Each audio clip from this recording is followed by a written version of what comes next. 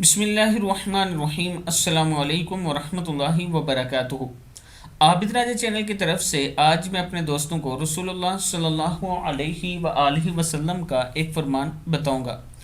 رسول اللہ صلی اللہ علیہ وآلہ وسلم نے ایک دن فجر کی نماز کے بعد حضرت بلال رضی اللہ تعالیٰ عنہ سے فرمایا، تمہیں اپنے جس اسلامی عمل سے سب سے زیادہ خیر و ثواب کی امید ہو وہ مجھے بتلاؤ، کیونکہ میں نے تمہارے چپلوں کی چاپ جنت میں اپنے آگے آگے سنی ہے۔ مطلب یہ ہے کہ رات میں نے خواب میں دیکھا کہ میں جنت میں چل پھر رہا ہوں اور آگے آگے تمہارے قدموں کی آہٹ سن رہا ہوں، تو میں دریافت کرنا چاہتا ہوں کہ یہ تمہارے کس عمل کی برکت ہے، لہٰذا تم مجھے اپنے وہ عمل بتاؤ جس سے تمہیں سب سے زیادہ ثواب اور رحمت کی امید ہو۔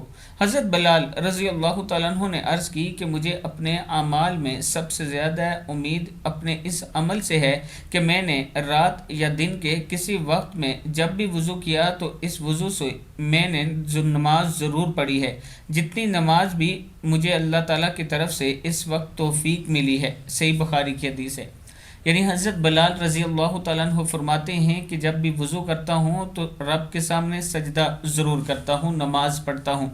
اس عمل کی وجہ سے جنت میں حضرت بلال رضی اللہ تعالیٰ عنہ کی چپلوں کی چاپ سنائی دے رہی تھی، یعنی چلنے کی آواز سنائی دے رہی تھی۔ اللہ تعالیٰ ہم سب کو بھی اس پر عمل کرنے کی توفیق عطا فرمائے۔ السلام علیکم ورحمۃ اللہ وبرکاتہ۔